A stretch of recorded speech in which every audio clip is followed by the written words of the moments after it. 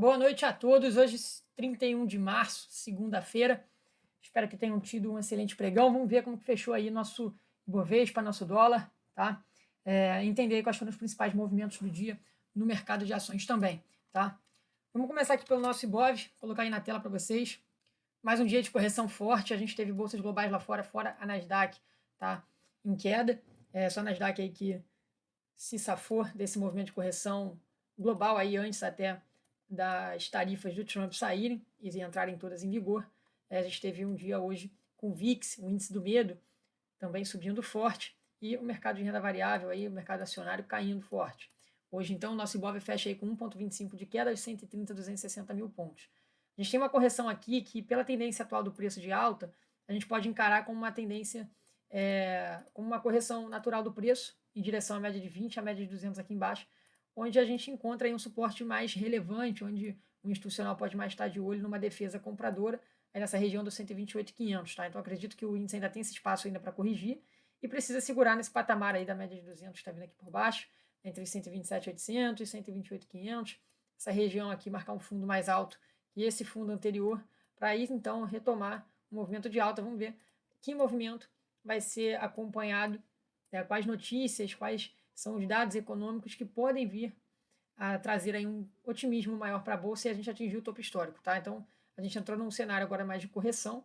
Os próximos dias, né, pode ser que a bolsa ainda sofra mais um pouco, mas a perspectiva ainda é de alta. A gente não está diante aí de uma reversão. Até então, a gente não pode afirmar isso. Então, por enquanto, segue a tendência de alta e um movimento de correção natural. O papel que mais subiu hoje foi Pão de Açúcar, com uma alta aí de 13%, porrada, acima da média de 200 dias, então a gente já viu aí uma correria dos vendidos, tá, nesse papel. Tem espaço para ainda deslanchar, mas isso aí precisa acontecer só acima dos 3,50, tá? Então tem que ficar de olho nesse cara, pode marcar um alarme de rompimento. Para se romper 3,50, a correria pode ser ainda maior. Por enquanto a gente está aqui no movimento mais de acumulação, né? Possível acumulação. Caso supere o 3,50, a gente pode ver uma alta sensível para, quem sabe, uma euforia aí no papel. Provavelmente esse papel vai ser impactado positivamente com uma taxa de juros, né, e uma inflação mais controlada. Tá? O segundo papel que mais subiu hoje foi Minerva, está vindo um movimento bem bacana aí desde o dia 5 de março, então o papel vem desenvolvendo bem nas últimas semanas. A gente agora já pode afirmar que o ativo tem uma tendência de alta no curto prazo, está um pouco esticado para comprar o papel agora, aguardaria mais uma correção ali nos R$ 6,00, 5,90, para encarar uma compra nesse papel com risco de retorno mais atraente. A TIM é um papel que a gente gosta bastante aqui na Next, eu e o Gustavo a gente está acompanhando, é um ótimo ativo aí para competir em relação ao setor aí com a Vivo, por exemplo.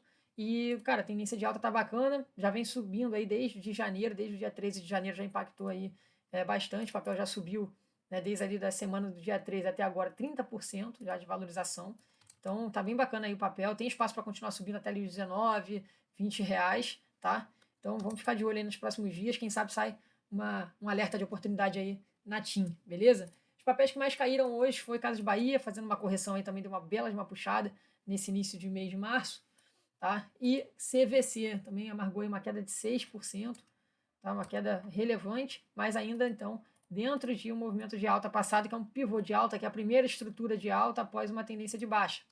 Então a gente já tem um pivô de alta acionado e agora uma correção vigente dentro desse movimento de alta passado. Então a perspectiva para esse papel é que ele volte aqui a buscar os R$ 2,00, 2,05 para voltar a subir, tá? O que vai me chamar mais atenção é ele rompendo ali a região dos 2,40. Aí eu quero ver esse rompimento, deixa um alarme de rompimento ali. Tá certo, pessoal? Vamos também, caiu bastante. Tem um range aqui onde ele fica bem preso, esse papel. Ele tentou superar esse nível, mas não conseguiu, rompeu, voltou. Tá? Agora o ideal é ele testar essa média de 20 dias aqui como suporte e volte a subir.